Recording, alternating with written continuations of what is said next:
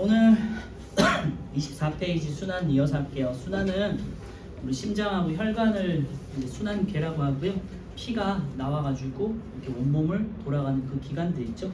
말해요. 크게는 이제 심장하고 혈관 두 개를 이제 말씀드렸었고요. 이제 지난주는 이제 심장의 구조에 대해서 말씀드렸고 간단하게 뭐 그림 대신에 한번 몸으로 다시 설명해드리면 오른쪽이 이제 우측이니까 이제 우리가 책을 기준으로 했을 때 오른쪽이 우심방, 우심실 그리고 좌심방, 좌심실이 있다고 했죠. 방실, 방실 이렇게 외우라고 말씀드렸고 그 다음에 우심방이 연결된 게 이제 대정맥이고 대정맥에서 우심방으로 들어와서 책에 있는 그림 보면서 한번 기억해 보세요. 우심실로 들어온 다음에요. 우심실에서 이제 우리 폐로 간다 그랬죠. 심방이 정맥하고 연결되는 거고 혈액이 들어오는 곳이고요. 그 다음 심실이 혈액이 나가는 곳이고 동맥과 연결된 곳이랬죠. 그래서 우심실로 나가서 폐로 연결되는데 폐 동맥과 연결되어 있고요. 폐를 거쳐서 다시 폐 정맥을 통해 가지고 좌심방으로 들어오고 좌심실로 가서 다시 이제 대동맥을 통해서 온몸으로 순환한다고 그랬죠. 그거를 이제 말씀드렸었고 방실, 방실 요 심방과 심실 사이에 판막이 있다고 말씀드렸었고 판막의 역할은 피가 역류하는 것을 막는다고 그랬었죠. 그리고 심실에서 동맥으로 흐를 때도 또 판막이 있어요. 그래서 판막이 심장에 4개가 연결되어 있다고 말씀드렸었고 이후에 이제 다시 말씀드리겠지만 정맥에도 판막이 있다는 거 다시 한번 말씀드릴게요. 그리고 뭐 근육 같은 경우는 심방보다는 심실 쪽이 더 두꺼워요. 왜냐하면 이제 동맥과 연결돼서 피를 뿜어야 되니까 강하게 수축을 해서 피를 뿜어야 되기 때문에 조금 더 두꺼운데 심실이 심방보다 더 두꺼운데 특히 좌심실이 온몸으로 순환시켜야 하기 때문에 좌심실이 우심실보다 더 심장 근육이 더 발달해서 더 두껍다고 말씀드렸었죠. 거기까지 이제 말씀드렸었고요. 오늘은 이제 심장에서 나와가지고 이제 동맥, 모세혈관, 정맥으로 이어지는 혈관들에 대해서 한번 알아볼게요. 3번 이제 혈관 보시면요. 동맥, 모세혈관, 정맥 방향으로 흐른다 이렇게 되어 있고요. 뭐 동맥이 이제 심장에서 나와서 처음으로 이제 맞는 곳이죠. 대동맥이 처음으로 이제 맞닿는 곳이고요.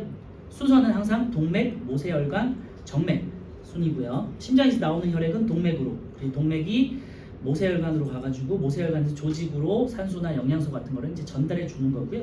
이제 나머지 뭐 이산화탄소라든지 노폐물이라든지 이런 것들 받아서 정맥을 통해서 다시 심장으로 올라오는 거예요. 그거에 대해서 다시 한번 볼게요. 동맥은요, 심장에서 나오는 혈액이 흐르는 혈관이라고 이제 말씀드렸었고요. 심장에서 바로 이제 피가 뿜어져 나오는 곳이잖아요. 뿜어져 나와서 흐르는 곳이기 때문에 굉장히 혈압이 높아요. 그래서 손상되기가 쉽고 우리가 뭐 만약에 굉장히 또 중요한 산소라든지 영양소가 포함되어 있는 혈액이기 때문에 동맥혈은 굉장히 중요해요. 우리 몸에서 굉장히 중요하고 산소를 꼭 전달해주는 피잖아요. 그래서 우리 몸속 깊은 곳에 있다는 거 잘 기억해 주시고요.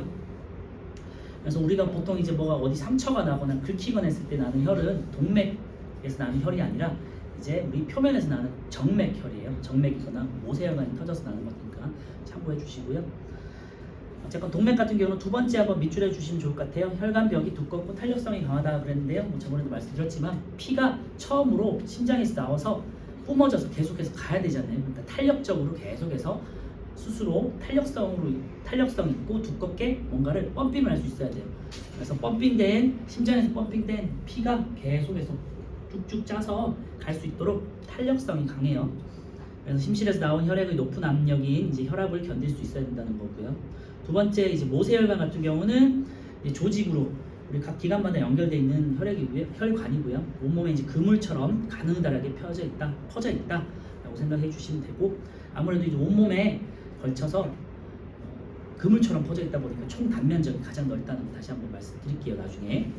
두 번째는 혈관벽이 매우 얇아서 모세혈관을 지난 혈액과 주변 조직 세포 사이에 물질 교환이 일어난다는 얘기인데요. 물질 교환에다가 밑줄해 놓으시고요. 모세혈관의 특징은 물질 교환이고 기관이라든지 여러 조직에 다 퍼져 있는 이유가 물질 교환을 하기 위해서고 그 물질 교환이라는 건요 산소와 영양소를 주고 이산화탄소와 노폐물을 받는 과정이에요. 그리고 이제 세 번째는 정맥이고요. 정맥은 다시 심장으로 온몸을 다 훑고 난 다음에 심장으로 들어가는 혈액이 흐르는 혈관이 이제 정맥이고요. 두 번째 줄에 이제 밑줄 하시면 좋을 것 같고 동맥보다 얇고 탄력성이 약하다. 정맥은 혈액을 다시 끌고 심장으로 끌어올리는 혈액이기 때문에 탄력성이 좋은 게 아니라 저장성이 좋아야 돼요. 넓게 이제 늘어나면서 쭉 해서 혈액을 심장으로 쭉 올릴 수 있어야 되잖아요. 그래서 탄력성은 약하지만 잘 늘어나는 성질이 있고요. 그리고 아까 전에 말씀드렸지만 세 번째 판막이 있다. 거기다가 이제 판막이랑 동그라미 쳐놓으시면 될 것 같고요. 그래서 우리 몸에 판막이 있는 곳이 5군데가 있는데 방실 사이에 2군데가 있고 그 다음에 심실과 동맥 사이에 2군데 있고 그 다음에 정맥에 판막이 있다. 그래서 판막의 역할은 뭐 심장도 마찬가지지만요. 심장에 있는 판막도 마찬가지지만 혈액이 역류하는 것을 막기 위함이다. 라고 생각해 주시면 돼요.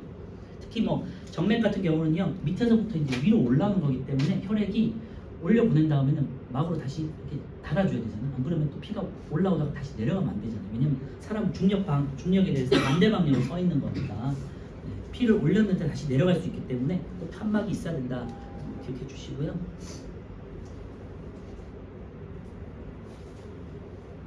네, 밑에 이제 그림을 보시면 동맥과 모세혈관과 뭐 정맥이 있는데요. 이제 동맥과 정맥을 보셔서 만약에 이제 시험에서 우리가 동맥과 정맥에 대해서 구분하는 문제들이 나올 텐데요. 동맥과 정맥을 구분하는 기준은 정맥에 보시면 판막이 있다는 거 있죠. 그래서 안에 문 같은 판막이 있다는 거 보시고 아 이게 정맥이구나 없으면 동맥이구나 라고 판단하시면 좋을 것 같고 모세혈관 같은 경우는 가운데의 그림처럼 그물처럼 넓게 퍼져 있고요.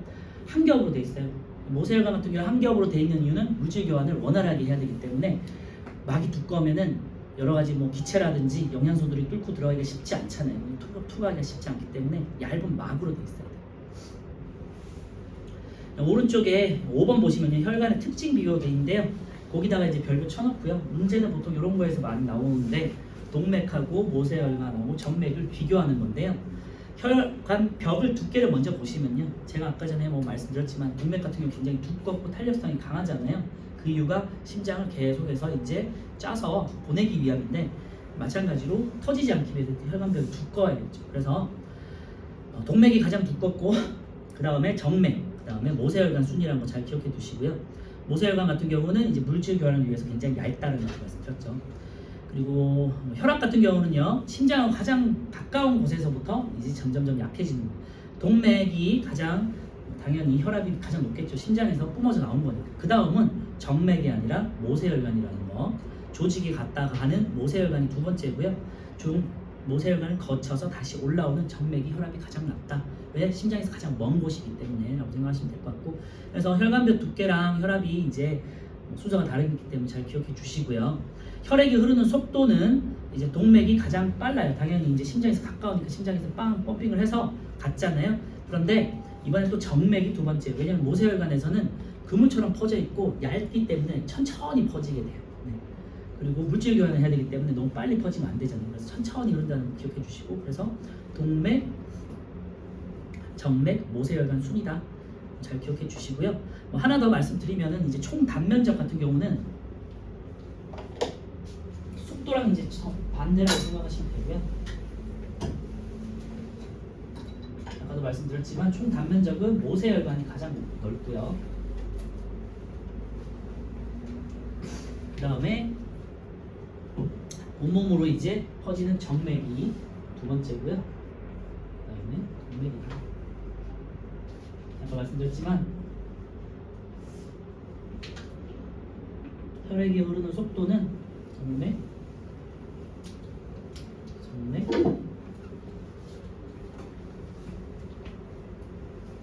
모세혈관이고 요 두 개가 속도와 단면적은 서로 반비례한다는 거 잘 기억해 주시면 좋을 것 같아요. 요것만 총 단면적만 조금 더 메모를 해주시면 좋을 것 같고, 오늘 이제 고등학교 가면은 요 내용도 추가돼서 나오긴 하거든요. 근데 우리는 이제 다루진 않지만 혈액의 속도가 느린 이유가 총 단면적 때문이다 라는 것도 기억해 주시면 좋을 것 같아요.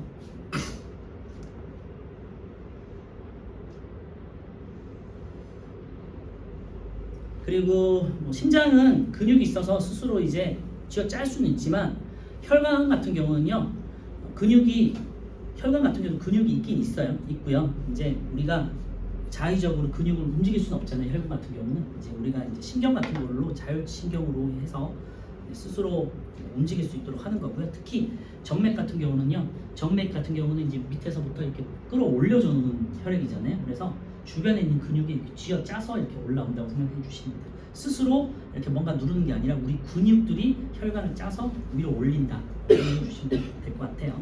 자, 오른쪽에 우리가 3, 4, 5번 한번 풀어보시고 넘어갈게요.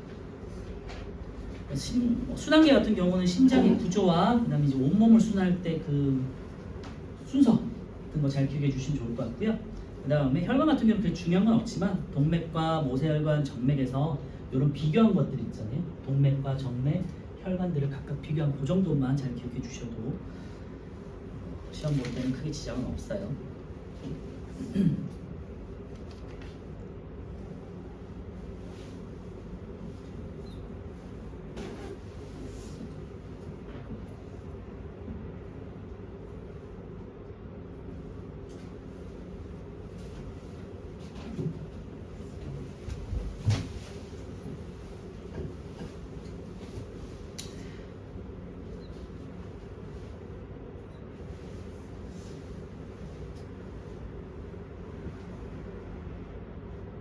자, 3번부터 보시면요. 동맥하고 정맥이 있는데 뭐 색깔이 있으면은 빨간 게 이제 피가 많이 흐른다는 표현으로 이제 산소가 포함된 혈액이다 그런 의미로 이제 빨갛게 표현이 보통 되고, 정맥 같은 경우는 이제 파랗게 표현이 되는데, 만약에 흑백이다 그러시면 정맥 같은 경우 C에 보시면요 이제 판막이 있는 게 보여요, 그죠? 얇게 흐리지만 잘 있거든요. 그래서 판막이 있으면 정맥이구나 이렇게 판단해 주시면 되고, 동맥과 정맥 사이는 모세혈관이다 이렇게 생각해 주시면 돼요. 그래서 A는 동맥이 되겠고 B는 모세혈관이 되겠고 C는 정맥이 되겠어요. 그래서 4번 A에서 A, B, C에서 혈액이 흐르는 방향인데요. 동맥, 모세혈관, 정맥 순으로 무조건 일방향, 한 방향으로 흐른다는 거 생각해 주시고 A, B, C가 되겠죠. 5번에 혈액이 흐르는 속도가 가장 느린 거는 이제 아까 말씀드렸지만 모세혈관이 가장 느리고요. B가 되겠고, 혈관벽이 가장 두껍고 탄력성이 강하다 되는데 이거는 이제 심실에서 가장 가까운 동맥이 되겠죠. 그래서 A가 되겠고요. 혈압이 낮아서 혈액이 거꾸로 흐르는 것을 막는 판막이 있다. 이건 정맥의 특징이니까 C가 되겠고요. 4번 같은 경우는 물질 교환이 일어난다는 데인데 B가 되겠죠. 모세혈관이 되겠죠. 그래서 동맥, 모세혈관, 정맥에서 각각 하나씩 정도만 기억해 주시면 될 것 같고, 특징 다시 한 번만 말씀드리면 동맥은 두껍고 탄력성이 강하다. 왜냐? 심실에서 나와서 피가 쥐어짜서 밑으로 보내야 되기 때문에. 그 다음에 모세혈관 같은 경우는 물질 교환을 위해서 얇고 넓게 퍼져 있다. 그리고 총 단면적이 넓고 속력이 느리다. 이 정도만 기억해 주시면 좋을 것 같아요. 정맥은 이제 피가 심장으로 올라오는 혈관이고 판막이 있다. 얇고 잘 늘어난다. 이 정도만 잘 기억해 주시면 좋을 것 같아요. 그리고 이제 각각의 혈관 특징을 비교한 것 중에서 두께랑 혈압이랑 속도랑 총 단면적, 속도랑 총 단면적은 뭐 쉽게 기억하실 수 있을 것 같고, 두께라든지 혈압이 조금 이제 반대되는 순서가 있기 때문에 그것만 잘 기억해 주시고 메모해 놓으시면 좋을 것 같아요. 넘어갈게요. 그리고 이제 혈관 속을 흐르는 이제 혈액에 대해서 한번 알아볼 건데요. 혈액 같은 경우는 이제 크게 혈장하고 혈구라고 나눌 수 있고요. 혈장은 액체 성분, 우리가 흔히 이제 피가 흐르잖아요. 그치? 액체 성분을 혈장이라고 하고요. 그리고 피 속에 있는 여러 가지 단백질 혈구, 단백질 세포들을 이제 혈구라고 하고요. 그래서 크게 혈장하고 혈구로 나눠진다. 이해해 주시면 좋을 것 같고, 혈장이 한 55%, 혈구가 한 45% 정도 됩니다.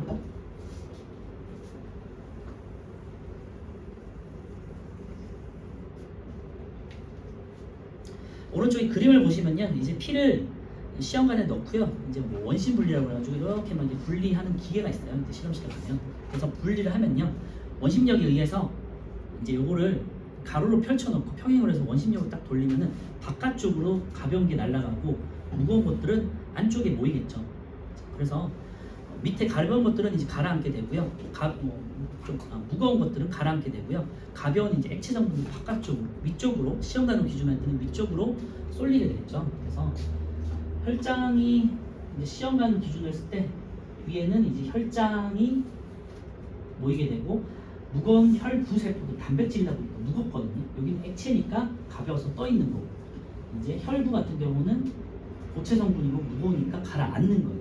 그래서 혈장, 혈구로 나눌 수 있고, 얘는 세포예요. 얘는 그냥 뭐 액체 성분이라고 생각하시면 되고, 물론 이제 액체 성분 안에 몇 가지 단백질이 좀 있긴 있어요. 근데 좀 가벼운 단백질로 생각해 주시면 되고요. 혈장은 이제 엷은 노란색 액체라고 되는데 색깔 이런 거는 뭐 기억하실 필요는 없고요. 주로 이제 물로 구성돼 있다라고 생각해 주시면 되고, 몇 가지 단백질들이 있다 기억해 주시면 되고요. 중요한 건 우리가 혈구고요. 혈구는 여러 가지 혈구들이 있겠지만 특히 우리 3개 정도만 기억해 주시면 되고, 제일 잘 알고 있는 여러분도 알고 있는 적혈구, 백혈구, 혈소판 이 3개는 꼭 기억해 주시면 좋을 것 같아요. 적혈구는 말 그대로 붉은색이기 때문에 적혈구고, 적혈구 때문에 우리 피가 붉게 보이는 거예요. 이제 백혈구라고 해서 면역작용을 하는 세포가 있거든요. 그래서 세균하고 싸우는 애가 백혈구고요. 그 다음에 우리가 피가 났을 때 피가 엉켜붙어서 이제 굳잖아요. 그 작용을 하는 게 혈소판이에요. 그래서 적혈구, 혈소판, 적혈구, 백혈구, 혈소판 요 3개의 혈구 세포로 나눠지는데 그거에 대해서 이따가 한번 알아볼게요. 어쨌건 혈구 정도 기억해 주시고요. 혈구에는 적혈구, 백혈구, 혈소판 3개로 구분되고 혈액의 약 45%를 차지한다. 그 정도만 기억해 주시고, 밀도가 크기 때문에 가라앉는다. 기억해 주세요. 밑에 이제 그림을 보시면요. 적혈구, 혈소판, 백혈구 뭐 이렇게 돼 있는데요. 각각의 위치에 대해서 한번 보시고요. 적혈구 같은 경우는요. 도넛 모양으로 생겼고, 원반이나 뭐 도넛 모양으로 생겼고, 가운데가 움푹 파여 있어요. 움푹 파여 있는데 그 이유는 이제 약간 빵처럼 생긴 거에다가 안에 뭔가가, 얘는 핵이 없거든요. 그러니까 안에 세포 소기관이 많이 없어요. 그러니까 빵빵에 부풀어서 나와 있다고 해도 빵 생각해 보시면 안에가 뭐가 없으면 쑥 꺼지잖아요. 그지? 그래서 안에가 움푹 파져 있고요. 백혈구 같은 경우는 유일하게 핵이 있어요. 이 3개 중에, 3세포 중에 적혈구, 혈소판은 핵이 없는데 백혈구만 핵이 있고 꽉 차 있어요. 그래서 나중에 이제 염색을 했을 때 적혈구가 보이는 거 이따가 이제 책에서 볼 거고요. 어쨌건 적혈구가 핵이 없기 때문에 움푹 파여 있다 생각해 주시면 돼요. 그래서 보통 도넛 모양이라고 해요. 그래서 적혈구 한번 보시면요. 그림도 한번 보시고 그림을 잘 기억해 주셔야 돼요. 그래서 가운데가 오목한 원반 모형이고요. 크기 같은 경우는 적혈구는 7에서 8 마이크로미터고, 뭐 마이크로라는 건 10의 마이너스 6승인데 여러분 아직은 잘 모를 수 있겠지만 굉장히 작은 단위다라고 생각해 주시면 될 것 같고요. 그 다음에 핵은 없고요. 붉은색 색소인 헤모글로빈이 있다는데 거기다가 이제 밑줄에 놓고요. 헤모글로빈이라고 해서 적혈구 안에 있는 헤모글로빈이 산소를 잡아가지고 운반시켜주는 역할을 하고요. 헤모글로빈 안에 철이 있어요. 철이 이온화되면은 빨간색을 띄어요. 그래서 우리 혈액이 적혈구가 많고 그 적혈구가 빨간색을 띠는 이유가 헤모글로빈 안에 있는 철 이온 성분 때문이다. 뭐 거기까지는 뭐 알 필요는 없지만 어쨌든 헤모글로빈 때문에 빨갛게 보이는 거고, 헤모글로빈 역할은 산소를 운반한다. 그래서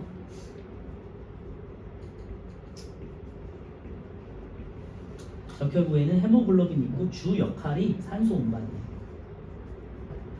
뭐 다른 건 다 잊어버려도요. 적혈구는 산소를 운반한다. 이거는 꼭 기억하고 계세요. 여러분들이 숨을 쉴 수 있는 이유가 적혈구가 산소를 운반하기 때문이고요. 폐에서 산소를 받아서 온몸을 순환할 때 폐에서 산소를 받고 심장에서 혈액을 펌핑 시켜주잖아요. 그 다음에 이제 혈관을 흐를 때 적혈구가 산소를 각각의 기관이나 조직에다가 전달시켜주는 거예요. 알겠죠? 세 번째 이제 혈구 중에서 수가 가장 많다 그랬는데요. 가장 많은 수밖에 없는 게, 사람은 숨을 쉬어야 되잖아요. 그리고 각각의 세포마다 산소를 전달해 줘가지고요. 이제 세포 호흡이라는 에너지를 만드는 과정을 해야 되는데, 가장 필수적이죠. 생명에서 가장 필수적이기 때문에 산소를 뭐 전달해야 되는 가장 필수적인 역할이기 때문에 당연히 적혈구가 우리 몸에서 가장 많고요. 수로는 한 500만 개 정도 돼요. 450만에서 한 500만 개. 물론 수까지는 기억할 필요는 없고요. 또 적어놓자면 450만에서 한 500만 개. 그래도 요거는 기억하세요. 적혈구 가장 많다. 요거는 기억하시고요.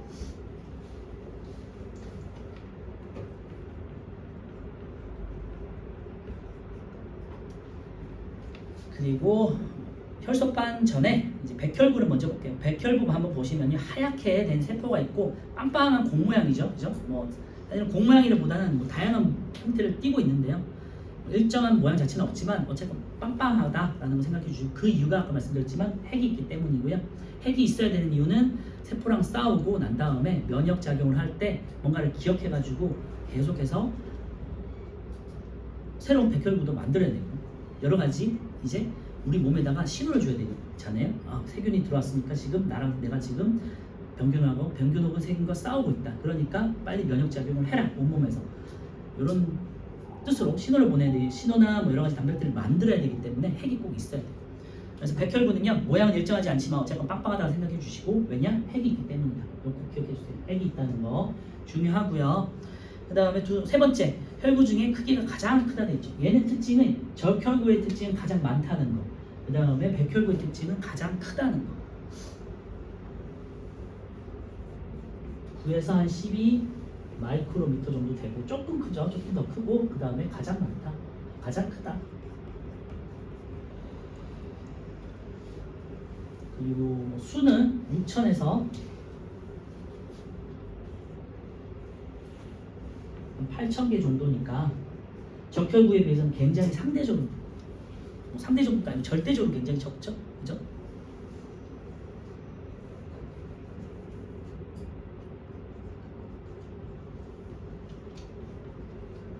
그래서 수는 굉장히 적지만 가장 크다라는 특징이 있고 얘는 특징이 가장 중요한 기능은 아까 말씀드렸지만 세균하고 싸우는 점. 세균하고 싸우는 작용을 보통 우리가 식균 작용이라고 해요. 세균을 잡아먹는 거라고 해서 식균 작용을 하고요. 1차 면역이라고 생각하시면 돼요. 우리 뭐 감기에 걸렸을 때, 뭐 세균이 침입했을 때, 뭐 바이러스가 들어왔을 때 제일 먼저 싸우는 보병의 역할을 하는 게 백혈구다.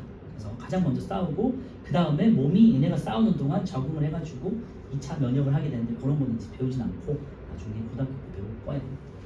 그 다음에 혈소판 같은 경우는요. 혈소판은 그냥 약간 뭐 특별한 모양은 없고요. 이렇게 끈적끈적한 이제 빵떡처럼 이렇게 그냥 밀가루 떡처럼 생겼다. 이렇게 생각해 주시면 될 것 같고 특별한 모양은 없어요. 그냥 이제 뭐 길쭉길쭉하게 넓게 이런 식으로 이렇게 생겼다 정도만 생각해 주시면 되고 이런 것들이 만약에 우리가 상처가 났을 때 구멍이 났잖아요. 우리 상처에 이렇게 해서 구멍이 났잖아요. 이런 애들이 쌓여가 이렇게 가가지고 쌓여서 댐처럼 뭔가 막아버리는 역할을 합니다. 그래서 피가 나가는 것을 더 이상 출혈되는 걸 막는 역할을 하고 이제 피딱지가 생긴다고 그러잖아요. 이 혈소판이 때문에 생기는 거라고 생각하시면 돼요.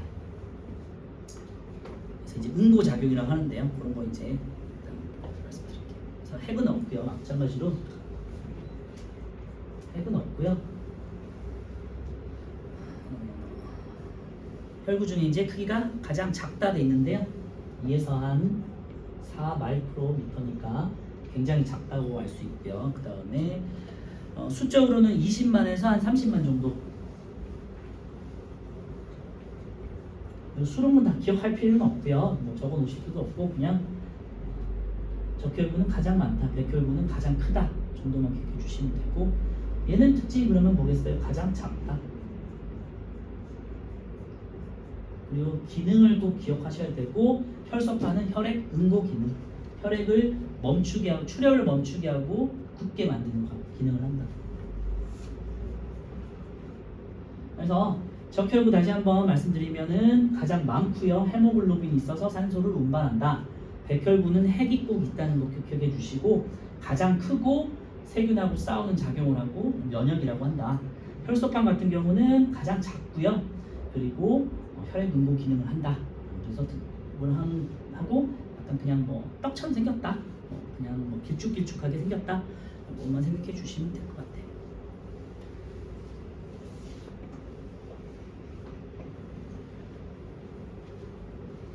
네, 오른쪽에 6번하고 7번 한번 풀어볼게요.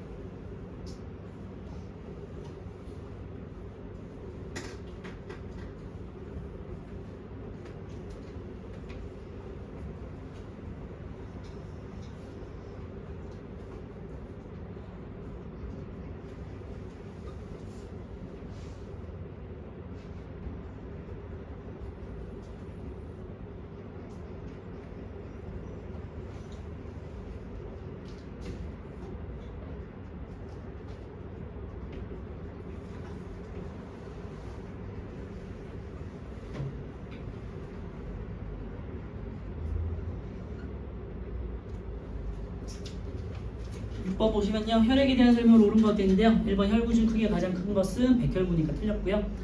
혈구 중에 수가 가장 많은 것은 백혈구다가 아니라 이제 적혈구를 바뀌겠죠. X가 되겠고 혈액의 구성 비율은 혈장이 혈구보다 높다. 맞죠? 혈장이 55% 그리고 이제 주로 물로 되어 있고요. 물 한 거의 한 70%가 물이라고 생각하시면 되고 혈구는 이제 우리가 세포 성분이고 적혈구, 백혈구, 혈소판 같은 고체 단단한 부분들이다. 단백질 부분이다 생각하시면 되고요. 4번 혈소판에는 붉은색 색소인 헤모글로빈이 있다 돼 있는데요. 혈소판이 아니라 적혈구에 헤모글로빈이 있다고 말씀드렸었고요. 백혈구는 핵이 있고 적혈구와 혈소판은 핵이 없다. 이게 맞겠죠. 7번 같은 경우 몸속에 침입한 세균을 잡아먹는다 돼 있는데요. 우리가 적혈구, 백혈구, 혈소판 이름만 가지고도 기능을 알아야 되겠지만 이 그림만 보고도 이제 각각이 뭐고 명칭이 뭐고 기능이 뭔지를 알고 있어야 되고요. 도넛 모양처럼 원반 모양처럼 생긴 거 A가 적혈구가 되겠고 B처럼 커다란 그 안에 아령 모양으로 해가지고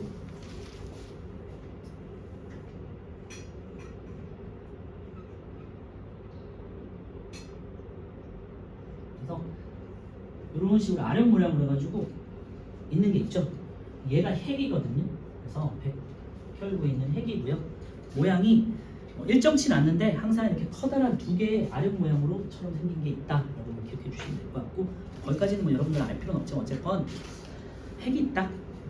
그 아령 모양처럼 생긴 게 핵이다. 이렇게 주시면 될 것 같고요. 그게 백혈구고 지금 이제 보라색으로 염색이 되는데 그거는 뒤에서 이제 나오게 될 거예요. C 같은 경우는 이제 아무것도 없는 것처럼 보이지만 액체 성분 혈장이 되겠고요. D 같은 경우가 이제 약간 뭔가가 찌꺼기처럼 생겼잖아요. 그래서 이제 떡처럼 생긴 게 이게 혈소판 D가 되겠죠. 그래서 몸속에 침입한 세균을 잡아먹는다. B가 백혈구가 되겠고요. 헤모글로빈으로 산소 운반한다. A 적혈구가 되겠고 혈액 응고시킨다. D 혈소판이 되고요. 물질을 운반한다. C 혈장이 되겠어요.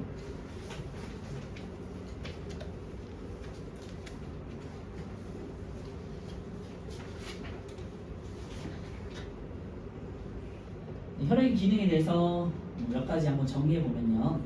첫 번째 이제 운반작용이 가장 중요하고요. 산소나 이산화탄소, 영양소, 노폐물, 호르몬, 항체 등을 운반하는데 뭐 항체나 이런 것들은 나중에 이제 배우게 될 거고요. 우리 면역 작용할 때 필요한 단백질.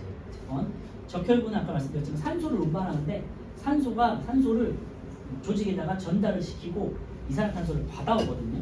이산화탄소가 적혈구를 통해서도 운반이 돼요.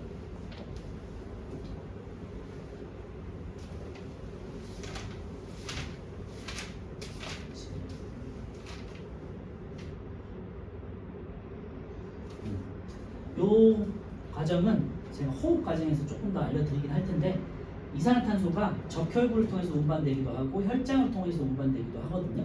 근데 그거는 나중에 이제 말씀드릴게요. 어쨌건 산소를 전달하고 남는 공간에 이산화탄소를 받아온다. 이게 한 7% 정도 돼요. 그래서 이산화탄소가 적혈구를 통해서 운반되기도 한다는 거 잘 기억할 필요는 없고 그 정도 역할을 한다. 적혈구 역할은 산소 운반 정도라고 생각해 주시면 되고 이산화탄소를 운반한다. 혈장 같은 경우는 이제 물 성분이잖아요. 혈액에 있는 물 성분이고 거기에서 이제 이산화탄소라든지 이산화탄소가 탄산으로 녹거나 아니면은 탄산수소 이온으로 녹거나 해서 등등등 해서 이온화돼서 운반이 되거든요. 그래서 이산화탄소 같은 경우는 적혈구가 운반하기도 하고 혈액에 녹아서 운반되기도 한다. 이 정도만 그냥 기억해 주시면 좋을 것 같고 어쨌건 산소는 적혈구, 혈장에서는 이산탄소와 노폐물, 나머지 영양소라든지 호르몬 이런 것들이 물에 녹아서 운반이 된다. 생각해 주시면 될 것 같아요. 그리고 이제 방어작용 같은 경우는 아까 말씀드렸지만 백혈구가 세균하고 싸우는 거 말하는 거고요. 쓰진 않을게요. 백혈구는 이제 세균으로부터 몸을 방어하죠. 그 다음에 혈소판 같은 경우는 아까 전에 혈액 응고 기능이 있는 거 말씀드렸고요. 조절 작용 같은 경우는 이것만 이제 제가 메모를 해놓을게요.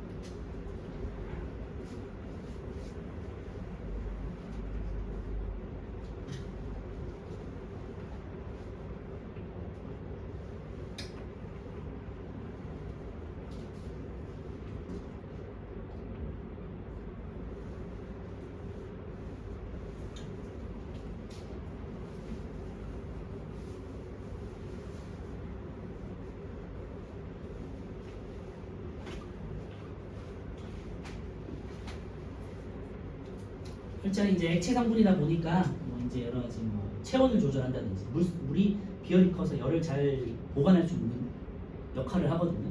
그건 뒤에 가서 볼 거고 pH라고 해가지고 산이나 염긴 이런 것들을 조절하는 역할도 하고 혈당량이라고 해가지고 우리 몸에서 포도당이라든지 이런 영양분들이 어느 정도 몸속에 잘 녹아져 있어야 돼요.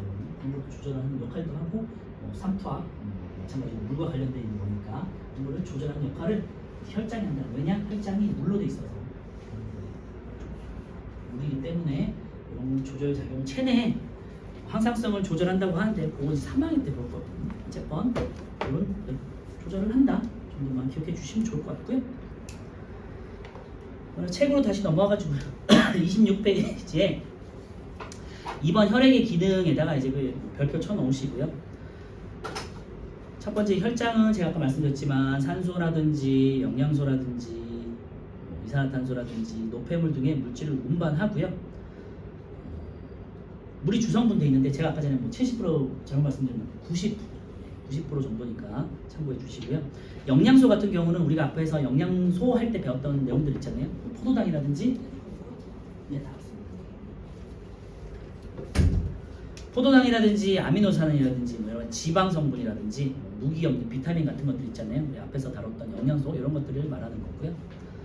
나머지 이제 혈장 같은 경우는 물로 되어 있기 때문에 체온이라든지 삼투압이라든지 pH 유지하고 열응반 같은 거 제가 이제 적어놨으니까 추가해 놓으시면 될 것 같고요. 혈구 같은 경우는 이제 단백질 성분이고 혈장에 실려서 이제 피에 실려서 이제 흐른다, 이동한다 생각해 주시면 되고 적혈구, 백혈구, 혈소판이 있다. 다시 한번 정리하면요. 적혈구는 산소 운반 작용이 가장 중요하고요. 그 다음에 조직 세포에 산소를 전달하고 부족하면 빈혈이 생기겠죠. 두 번째 백혈구 같은 경우는 식균 작용, 이제 면역 작용이고요. 잘 기억해 두시고 세균을 잡아먹는 걸 말해요. 그래서 이제 만약에 세균에 감염되면요, 우리가 이제 염증이 생기고 뭐가 붓잖아요. 그런 것들이 이제 백혈구가 세균하고 싸우는 작용이다. 생각해 주시면 될 것 같고, 우리가 만약에 몸에서 염증이 생기면은 백혈구 수가 늘어나면서 여러 가지 항체라든지 면역 작용이 활발해지게 돼요. 혈소판 같은 경우는 혈액 응고 작용이 가장 중요한 기능이라고 했었고요. 출혈을 막고 상처를 보호한다. 그다음에 그런 것들 정도만 기억해 주시면 좋을 것 같아요. 세 번째 이제 혈액 순환을 보시면요. 혈액 순환은 지난주에 말씀드렸던 그 내용이고요. 폐순환, 이제 체순환이랑 온몸 순환 두 가지로 나눌 수 있는데 온몸 순환은 우리 좌심실에서 피가 뿜어져 나가서 대동맥을 통해서 이제 피가 출발했잖아요. 그다음에 온몸을 돌아가지고 다시 정맥을 통해서 다시 우심방으로 들어오는 그 과정이고요. 그다음에 이제 폐순환 같은 경우는 이제 폐로 가는 과정이죠. 이제 폐동맥, 그다음에 폐정맥, 그다음에 좌심방 이렇게 들어오는 거. 그거만 한번 다시 한번 정리하고 문제 풀고 마칠게요.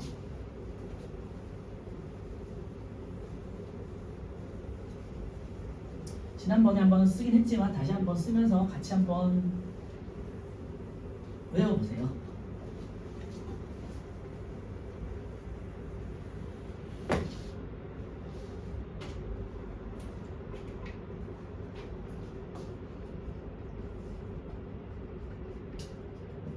온몸 순환을 보통 이제 몸체자를 써서 체순환이라고도 하고요. 그다음에 크게 온몸 순환과 폐순환으로 알았는데 사실은 이게 별개의 과정은 아니고 다 이어 있는 과정이긴 하죠. 온몸 순환부터 보시면요, 자 대정맥으로 해서 들어왔어. 아니죠. 나가는 것부터 좌심실에서 나갔어요. 그 다음에 대동맥을 거치고 모세혈관을 거치고 그 다음에 정맥을 거쳐서 그 다음에 우심방으로 들어오죠. 그래서 얘가 우심실로 가요. 그 다음에 우심실에서 폐로 가는 거니까 폐로 들어가는 거니까 폐동맥이고요. 폐를 거쳐서 폐에서 나오니까 정맥이라고 해요. 폐정맥. 그리고 폐정맥이 이제 좌심방으로 들어가죠. 좌심방에서 좌심실. 요 사이에 판막이 있다고 말씀드렸고, 요 사이에도 판막이 있다고 말씀드렸고, 요 사이에도 판막이 있다고 말씀드렸고, 요 사이에도 판막이 있다고 말씀드렸어요. 그죠? 그래서 요 네 가지 판막도 잘 기억해 주시고 위치 같은 거, 요 순서도 잘 기억해 두시고 무조건 100% 나오는 거니까 지금부터 조금씩 외워두시면 나중에 도움이 되실 것 같고 몇 번 보다 보면 익숙해지지 않나요? 그죠? 어쨌건 방실 이렇게 외우시고 판막 있고 그 다음에 여기 연결될 때 대정맥 다시 한번 해볼게요. 나갈 때 대동맥 그 다음에 이렇게 갈 때 폐 이렇게 폐로 갈 때 폐동맥 이렇게 들어올 때 폐정맥 그죠? 그래서 오른쪽은 우리가 기준을 했을 때 이렇게 오른쪽 우 좌 그러면은 외울 수 있겠죠, 그죠? 그래서 방실부터 해서 판막을 또 그려놓고 이렇게 해보시면 잘 외워지실 것 같고 이렇게 글자로도 외우시고 그림 방향으로 그림을 보면서도 잘 외우시고 두 가지 방향으로 잘 한번 외워보세요, 알겠죠? 온몸순환, 폐순환은 우리가 지난주에 했던 그 내용이니까 짧게 읽고 그냥 넘어갈게요. 보시면 자, 온몸순환 같은 경우는 이제 조직 세포에 산소와 영양소를 공급한다는 거 거기다 이제 밑줄 해 놓으시면 될 것 같고요. 산소와 영양소를 줬어요. 그 다음에 난 또 받아와야 되잖아. 이제 세포 호흡이라는 걸 하는데 뭐 나중에 이제 배우고요. 세포 호흡은 우리가 어디서 나오냐면 광합성할 때, 식물에서 광합성할 때 광합성을 통해서 영양분을 만들었잖아요. 이산화탄소와 물을 가지고 영양소 한번 써볼까요?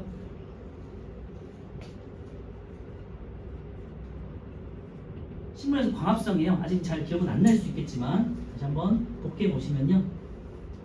광합성이란 나중에 식물이 이산화탄소와 물을 가지고 빛으로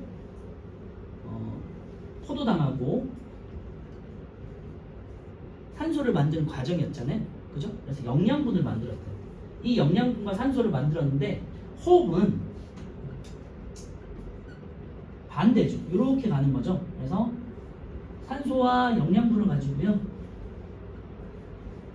이제 영양분의 주로는 보통 포도당이긴 해요. 그래서 이산화탄소와 물을 만드는 과정. 정확하게 반대잖아요. 그죠? 근데 이 과정에서 뭐가 나오냐면 에너지를 만들어요. 이 에너지가 식물이 생장하고 뭐 이렇게 자손을 번식하고 각각의 기관들이 커지고 이런 것들이 하기 위해서 에너지 만드는 거잖아요. 동물도 세포에서 똑같은 과정을 하거든요. 이거를 우리는 산소를 이용하고 이산화탄소가 나오기 때문에 호흡이라고 하는데 어떤 호흡이냐? 세포가 하는 호흡이라고 해요. 그러니까 호흡 기관을 통해서 하는 호흡이 아니라 세포가 그냥 산소와 이산화탄소를 교환하는 과정을 그냥 호흡이라고 하는데 그래서 세포 호흡이라고 하거든요. 이때 뭐하는 에너지를 만들기 위한 과정이잖아요. 동물도 똑같은 과정을 해요. 조직에서 산소를 주고 조직에 있는 세포가 산소와 영양분을 가지고 에너지를 만들어내는 거예요. 각각의 세포들이 살아가기 위해서. 그 과정을 위해서 우리가 산소를 전달해주고 이때 이산화탄소가 나오는 거잖아요. 그죠? 그래서 이산화탄소를 받는 거고 영양분을 쓰고 남은 찌꺼기가 있을 거예요. 노폐물이라고 하죠. 그 노폐물을 우리가 받아들여서 배설을 하게 되는데 그거를 이제 호흡과 뒤쪽에 가면 네 번째 챕터에 배설해서 이제 배우는 거죠. 그거는 이제 나중에 배우기로 하고요. 어쨌건 산소와 영양분을 주고 이산화탄소와 영양분에서 남은 찌꺼기를 받아서 다시 심장으로 끌어올리고 폐를 통해서 이산화탄소 내보내고 찌꺼기는 배설을 통해서 밖으로 내보낸다. 여기서의 찌꺼기는 대변을 통해서 나가는 소화 찌꺼기일 수도 있고 소변을 통해서 나가는 배설일 수도 있고 그렇죠?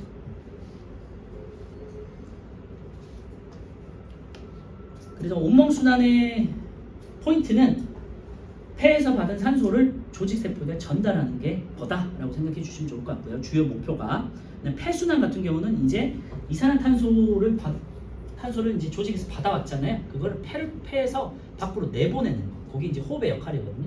이산화탄소를 내보내고 다시 산소를 받아들이죠.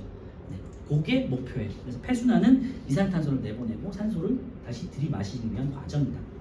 그래서 폐순환 같은 경우는 폐 모세혈관이 지나는 동안 이산화탄소를 내보내고 산소를 받아들인다. 거기다 이제 밑줄에 놓으시고요. 그게 목표예요.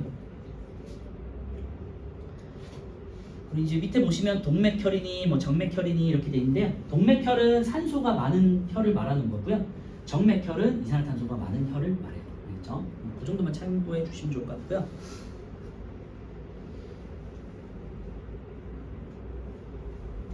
이제 밑에 그림을 보셔도 이제 똑같은 이제 말인데요. 한번 그냥 그림 다시 한번 보면요. 온몸 모세혈관이 대정맥을 통해서 우심방, 우심실을 거쳐서 그 다음에 이제 폐 동맥으로 가가지고 폐 모세혈관을 지나서 폐정맥으로 다시 자심방, 자심실, 대동맥으로 돌아오는 이 과정들 잘 한번 스스로도 한번 그릴 수 있어야 되고요. 여러 방식으로 나와요. 오른쪽에 보시면 또 이제 우리 몸에 좌우를 해가지고 왼쪽에는 이제 파랗게 돼 있는데요. 이게 이제 정맥혈이고요. 아까 말씀드렸지만 오른쪽에는 산소가 많은 혈을 보통 빨갛게 표현해요. 동맥혈을. 그래서 동맥혈과 정맥혈을 이렇게 구분해 놓은 게 있거든요. 이것들 한번 이런 식으로 잘 기억해 주셔야 되고 어쨌건 순서 자체는 이렇게 된다는 거 잘 한번 기억해 주시고 스스로 한번 익힐 수 있어야 되고요.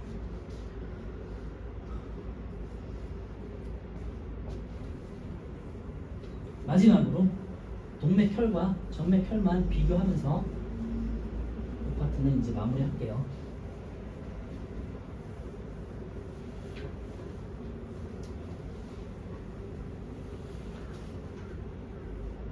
자, 폐를 거쳐서 심장으로 내뿜는 혈을 보통 이제 동맥혈이라고 해요. 동맥혈은 산소가 많은 혈을 말하는 거고요.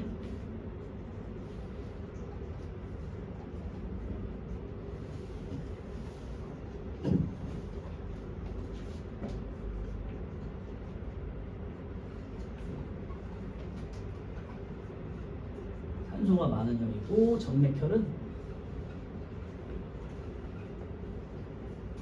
산소가 부족하다고 할 수도 있고 아니면 이산화탄소가 많다고도 할 수 있겠죠.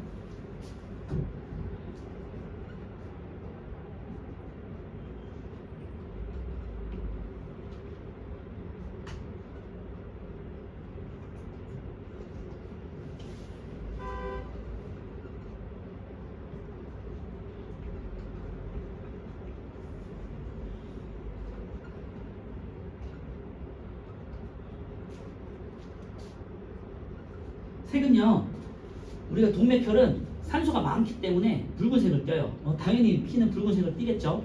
그런데 선홍색이라고 하는 약간 맑은 색을 띠고 해야 되고요. 여러분들이 이제 막 체했을 때 혹시 손을 따본 적 있는지 모르겠는데 손을 따면 되게 까만 피가 나오거든요. 그게 이제 정맥혈이에요. 그래서 이산화탄소가 많은 혈. 그래서 이 색을 보통은 암적색이라고 그러는데 까만색 피가 나거나 뭔가 어디 크게 베이거나 아니면은 아까 말씀드렸지만 체했을 때 땄을 때 나는 그 까만 피가 정맥혈이라고 생각하시면 돼요. 그렇죠? 같은 피 빨간색이지만 조금 산소를 많이 포함한 조금 붉다.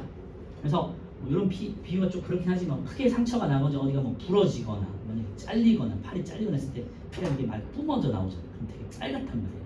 근데 우리가 흔히 보는 그 약간의 까무잡잡한 피랑은 좀 다른 색이 난다. 라고 해주시면 될 것 같고 그런 일은 볼 일은 있으면 안 되겠죠.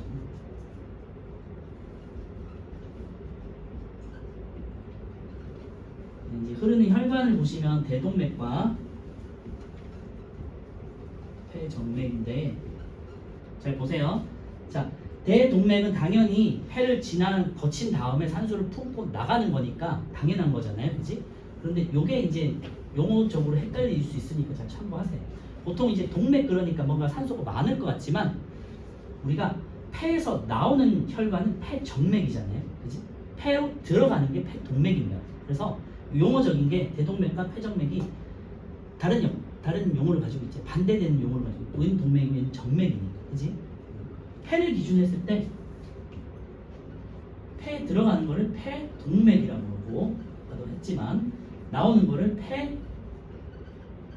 폐정맥이라고 하잖아요. 이 폐정맥이 산소를 폐를 통해서 폐를 거치면서 받아온 거잖아요, 그지? 그러니까 폐정맥이 산소가 많은 거고 폐동맥은 그러니까 조직을 다 거쳐서 이제 정맥으로 들어온 거잖아요, 그지? 그러니까 얘는 이산화탄소가 많은 거예요. 그래서 폐동맥은 폐에서 이산화탄소를 내보내고 그 다음에 다시 산소를 받아들여서 폐정맥으로 나오는 거죠, 그죠?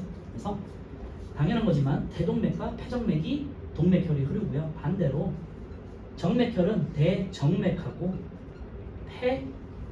폐동맥이 이제 정맥혈이 흐르는 거예요. 알겠죠? 이산화탄소가 많은 거. 심장으로 치면요. 다시 한번 정리하면요. 폐정맥과 연결된 자심방, 자심실이 되겠고요. 정맥혈 같은 경우는 이제 들어오는 거, 이제 폐 동맥과 연결되는 애들이죠. 그래서 우심방, 대정맥을 통해서 우심방으로 들어와서 그다음에 우심실을 거쳐서 폐 동맥을 가죠.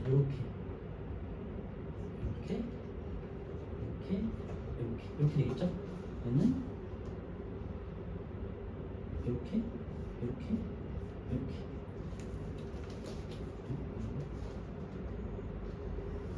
좌심방, 좌심실 이렇게 되죠. 아무튼 그래서 물론 순서 같은 거 잘 기억해 두시고, 우리 지난번에 수화도 굉장히 복잡하고 그랬잖아요. 그치? 순환도 마찬가지고 이 복잡한 과정을 거치기 때문에 잘 기억해 두시고 되고, 뭐 호흡이나 배설에 비해서 이 앞에 소화순환은 굉장히 잘 많이 외우셔야 되고 많이 틀리기도 하고 중요한 단어니까 잘 기억해 주시면 좋을 것 같고요. 자, 오른쪽에 8번하고 9번 한번 풀어볼게요.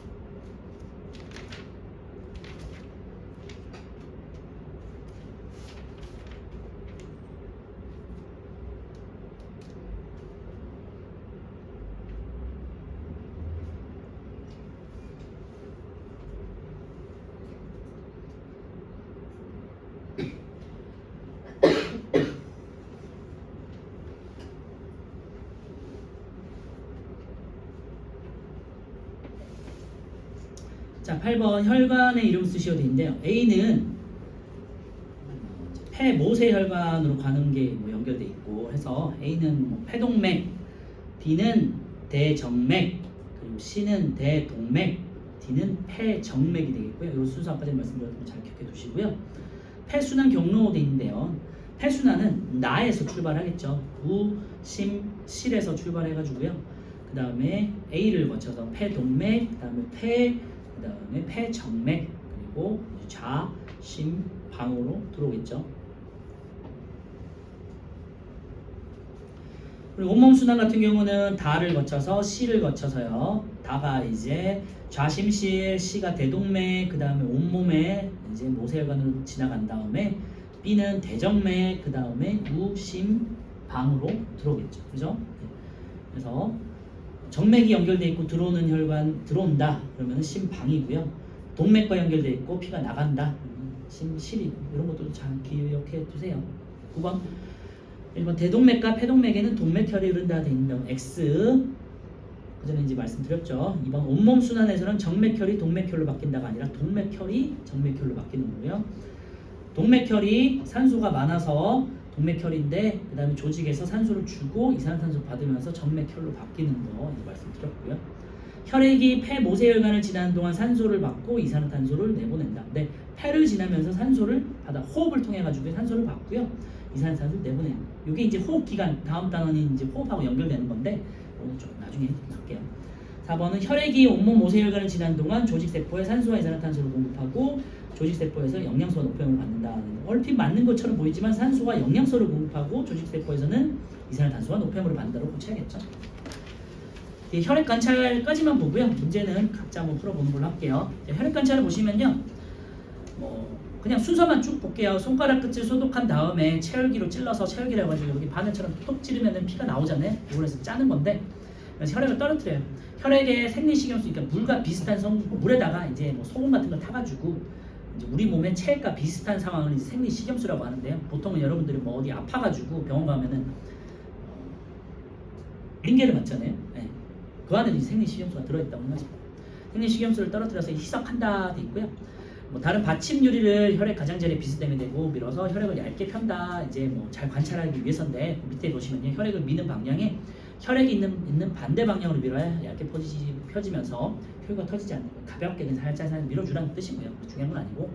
4번에 이제 이게 중요한데 에탄올 떨어뜨린다는데 여기다가 밑에 보시면요. 에탄올 동그라미 쳐놓고요.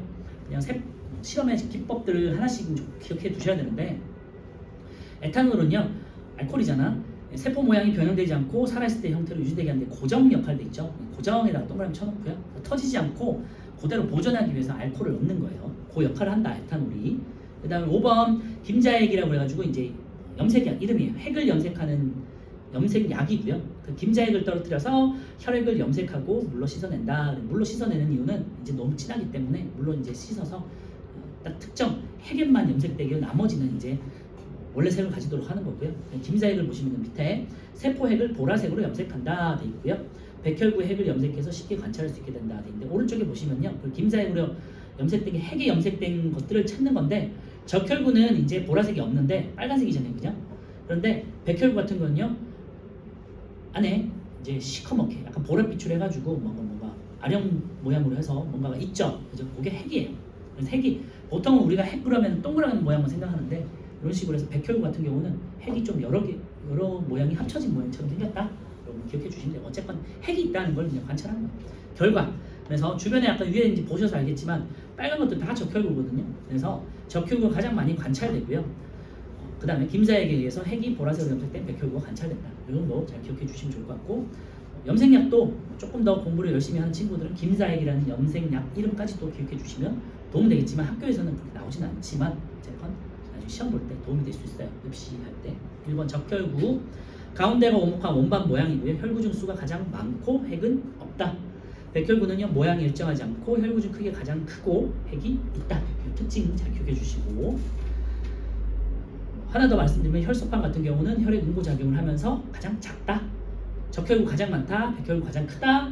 혈소판 가장 작다. 요거 꼭 요 정도 기억해 두세요. 1번 김자액으로 적혈구 핵을 염색한다 돼 있는데 백혈구의 핵을 염색하는 거고요.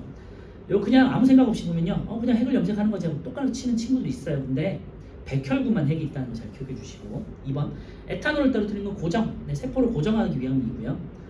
3번 가장 많이 관찰되는 혈구는 가운데가 오목한 원반 모양인 적혈구가 되겠죠. 네. 혈액을 얇게 펼 때는 받침 유리를 혈액에 있는 반대 방향으로 밀어야 되는데, 뭐 이런 거 중요하진 않지만 어쨌든 X. 혈액을 현미경으로 가장 많이 관찰되는 혈구 이름 빨간색이고 적혈구. 그리고 김자액에 핵이 염색되는 혈구 종류 백혈구. 그다음에 핵이 보라색으로 염색된다. 그 다음에 오른쪽에 다음 혈액순환 경로를 완성하시오 돼 있는데요. 유제 1, 2번만 한번 풀어보시고 제가 이제 1교시 마무리할게요. 방금 했던 거 잘 한번 기억해 두시고, 잘 모르겠으면 요거 보시고 한번 써보세요.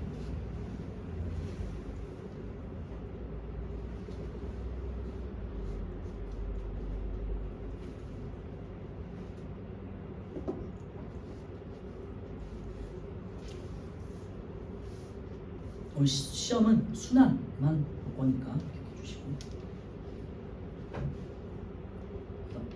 어려울 거예요.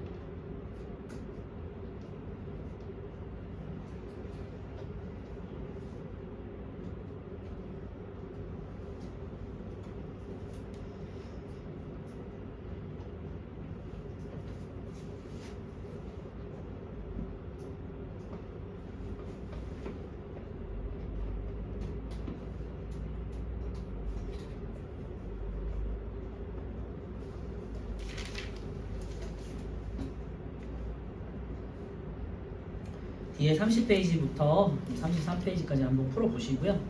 그냥 숙제 형태로 한번 스스로 풀어보고 한번 채점해 보세요. 오늘 어차피 외워서 풀지 않으면은 풀기 힘든 파트라서 한번 공부해 보시고 스스로 한번 풀어보세요. 오늘은 이따가 2교시는 7단원으로 조금 넘어갈게요.